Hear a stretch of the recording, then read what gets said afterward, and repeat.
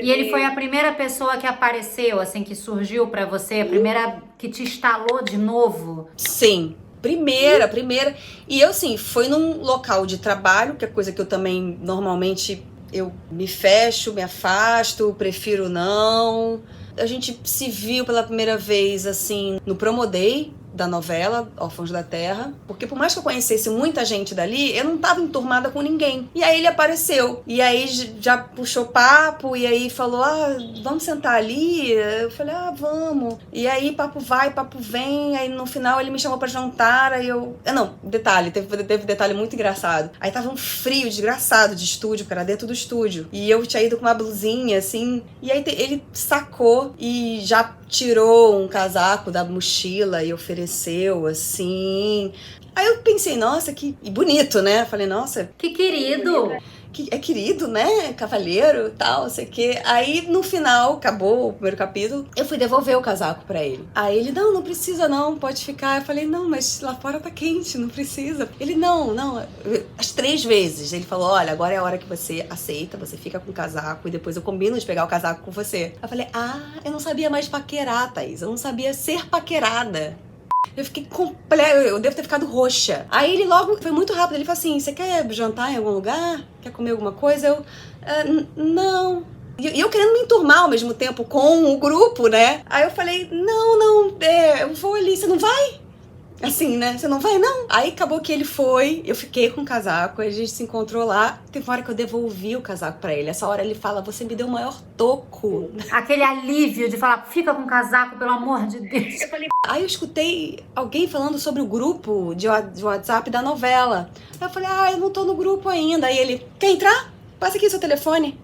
Eu olhei pra ele. Que rápido. Falei assim, tu é bom nisso, hein? Eu olhei pra ele e falei, você é profissional. E assim ele conseguiu meu telefone e ficou um bom tempo, Thaís, pra eu conseguir ter coragem da gente ter o primeiro encontro. Ele falou assim, eu já tava até desistindo.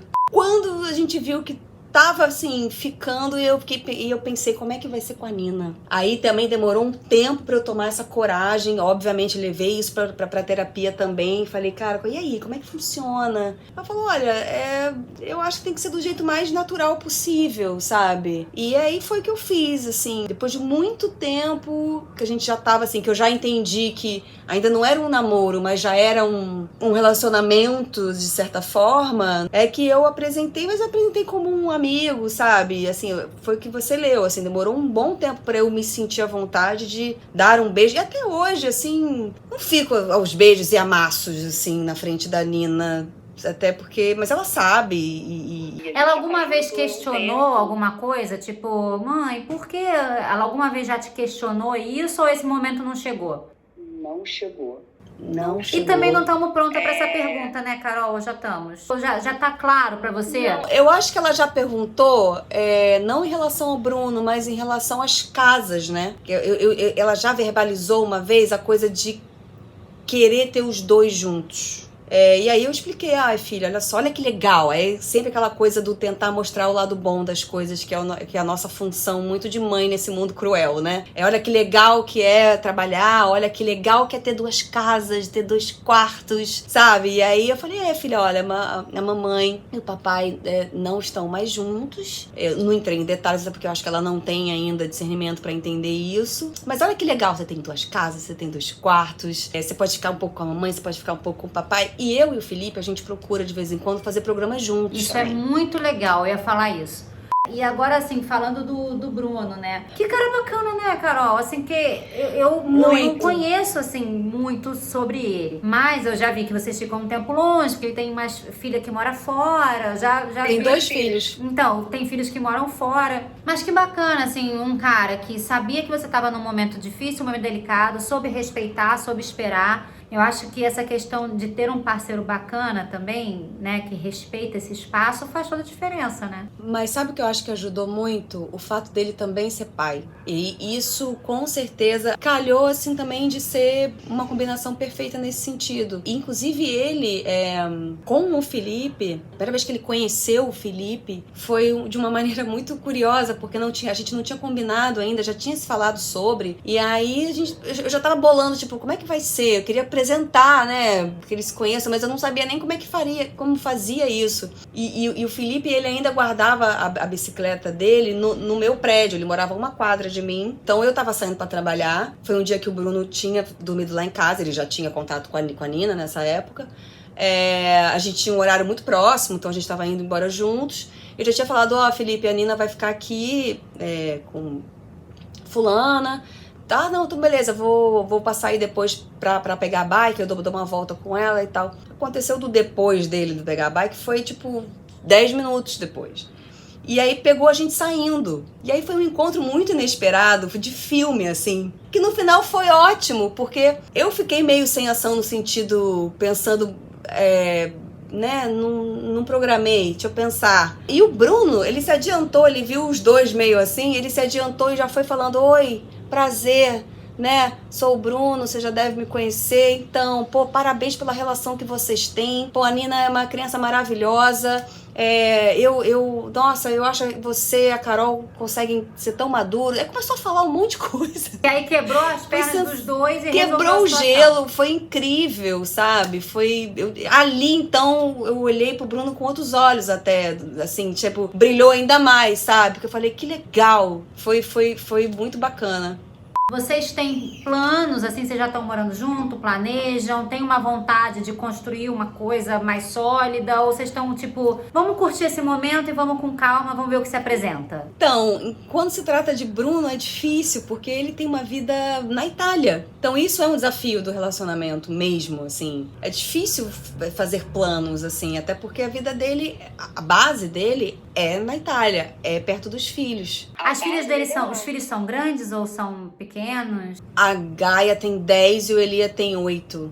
Agora me fala uma coisa, você pensa em ter mais filhos ou você acha que você vai ser a mãe da Nina? Ai, Thaís, não sei.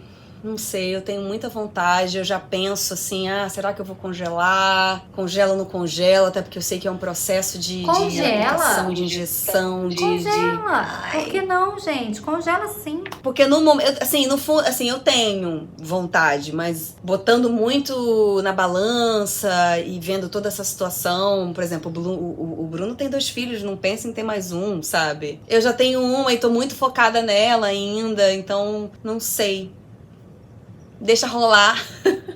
Pra gente encerrar, eu vou perguntar uma coisa, curiosidade minha. Essa tatuagem enorme que você tem, da onde surgiu, com quantos anos, por quê, qual é o motivo, qual o significado, você gosta, você pensa em tirar, porque é uma coisa muito marcante sua, gente, uma coisa... Muito. Eu lembro que quando você iniciou a carreira, você falava em Carol Castro, me vinha a imagem da tatuagem na cabeça. Thaís, olha que loucura. Eu era muito nova.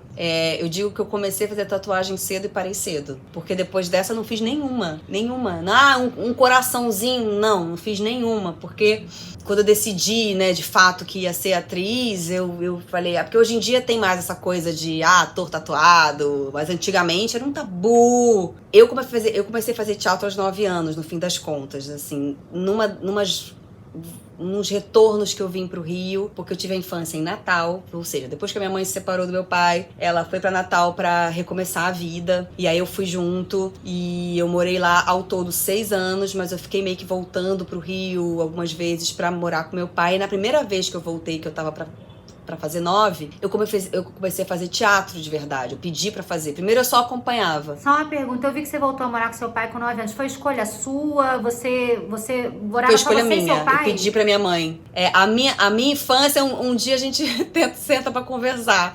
Porque foram muitas coisas, assim. Teve algum problema lá no lugar onde você morava com a sua mãe que você falou, não dá, eu preciso morar com meu pai? Não, na verdade aos 5 anos eu tive uma situação muito forte da minha vida, que meio que foi o que fez a minha mãe ir para Natal também. Ela quis ir para Natal recomeçar a vida, e tinha toda uma questão de pensão alimentícia e problema de grana, e aí eu via que tava difícil até para minha mãe me manter lá em Natal. Tinha a questão do meu pai ter que ficar mandando dinheiro, enfim. E eu tava com saudade do meu pai. Eu via meu pai muito em férias, mas eu vivia aquela coisa chata de advogado, né?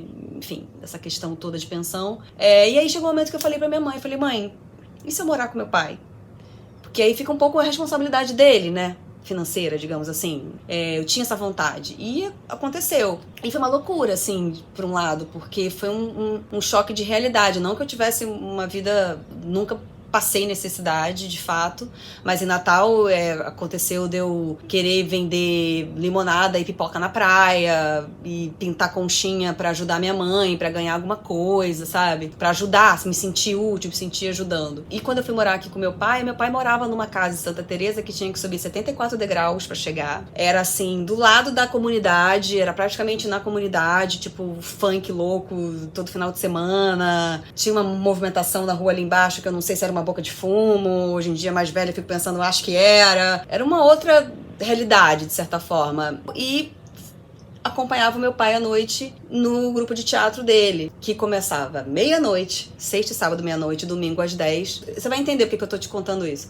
Até que o dia que eu quis fazer. Falei, pai, quero fazer também. E foi um momento mais mágico dessa minha experiência toda aqui. Foi quando eu descobri o teatro. Aí morei esse ano todo no Rio, depois voltei pra Natal. Aí imagina, voltei pra Natal depois de ter feito teatro. Eu com 10 anos eu já tinha uma mecha loura, quando não era moda. Eu já ouvia Nirvana. Era uma outra cabeça, já tinha feito teatro, só convivia com adulto, madrugava, ia pra Baixo Gávea, pro bar, dormia na cadeira, às vezes dormia no carro. Já era uma infância diferente, né? Então, assim, já era uma criança diferente. Com 11, voltei pro Rio com a minha mãe, dessa vez, mas pra estudar numa escola que eu teria bolsa, porque o meu pai era professor da universidade, pra chegar lá no lance da tatuagem. Então, imagina. Aí vivi mais meio ano lá em Natal, fiquei mocinha com 11, minha mãe estava de guia turística, levando crianças na Disney, até hoje não conhecia a Disney, eu acho que é uma coisa que eu preciso trabalhar dentro de mim. Eu tava na casa de uma amiga da minha mãe, que tinha filho e tinha um condomínio que tinha várias outras crianças, eu fiquei 2 dias escondendo, porque eu tinha ficado mocinha, com vergonha, que eu não sabia o que fazer, o que falar. Aí depois ela sacou que o papel higiênico tava acabando e veio conversar comigo e, não sei o que, me deu buquê de flores. E com 12 anos, a minha mãe falou, olha, a sua irmã, que eu tenho uma irmã por parte de mãe e uma irmã por parte de pai, que mora em Bauru, acabou de entrar na faculdade, tá morando na casa de uma senhora. Essa senhora tá com câncer, eu preciso ir lá pra... Resumindo, precisamos ir pra Bauru. Você quer ir comigo pra Bauru? Ou quer voltar pro Rio? A gente tava em Natal. A gente tinha voltado pra Natal. Aí eu falei... acho que eu vou pra Bauru. Eu era um ET em Bauru, Thaís. Lá em Bauru, cidade do interior, se dividia muito entre os skatistas e os peões, assim, né? A galera de rodeio, que escuta outro tipo de som. E eu acabei indo pra galera do skate, que já era meio que eu ouvia rock, etc. Já era meio que a minha tribo, digamos assim. E aí tinha um grupo de meninas, não sei onde anda, mas a chefe do grupo das meninas de skatistas era a Carol Metanol, toda tatuada, toda não sei o que. Eu já tava com piercing. Era uma gangue de meninas que queriam me bater. Tipo, sabiam onde eu morava, faziam ligações, dizendo que iam me pegar, que iam não sei o que. Me fecharam na rua uma vez, eu quase apanhei. Então, assim, sofri um bullying muito louco e eu acho que num ato de rebeldia... Isso com 12 anos? Eu já tava com 14.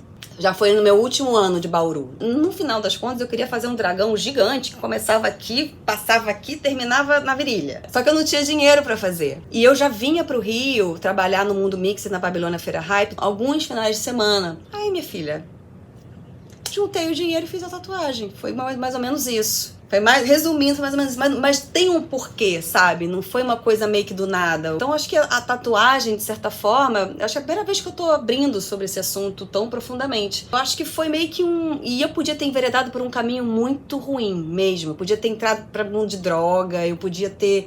Que eu tinha amiga... Eu tinha amigo conhecido que cheirava cola, eu tinha, sabe... Tipo... Eu só quis fazer uma tatuagem. Resumindo, foi a minha forma de expressar um grito, sabe? De rebeldia, não sei. E se eu já pensei em tirar? Já pensei em tirar. Já pensei, repensei. E aí depois, assim... E imagina, eu fiz com 14 anos, ela tá verde. Ela tá... E eu tenho uma amiga que trabalha... E nunca retoquei. Eu tenho uma amiga que trabalha com laser, com essas coisas. E fala assim, cara, se tirar eu acho que vai sair fácil. Porque já tá tão Mas eu ainda tenho esse dilema, confesso, assim, porque de certa forma... E eu fico um pouco com medo também do resultado não ser bom, sabe? De ficar uma queloide. Eu falo assim, pô, será que vai ficar pior? Não que eu não goste da minha tatuagem, eu acho que a minha tatuagem é... Eu já tive fases de implicar, já tive problema até de uma revista que... Teve uma revista que quis apagar, aí eu falei que não precisava apagar, que eu preferia não apagar, acabou que a revista apagou e depois vazou foto do antes e depois... e virou um bafafá, e eu lembro que aquilo mexeu comigo, porque no fundo eu falava, tá vendo? Eu não queria isso.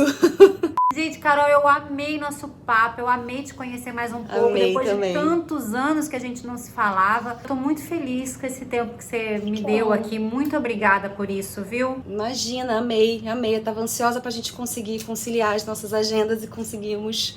Amei muito também. Muito sucesso, você merece esse reconhecimento, esse valor que você tá tendo. E você tem uma história de vida difícil, de batalha, de luta, de muitos momentos intensos, né? Desde muito nova. Sim. Então, assim, ver você tão vitoriosa, tão dona da sua vida, das suas escolhas, sabe? Sendo amada, sendo respeitada, é muito legal, é muito massa. Eu fico muito feliz. Que lindo. Obrigada. Ó, de coração. Um beijo enorme. Muito obrigada, viu? Beijo também.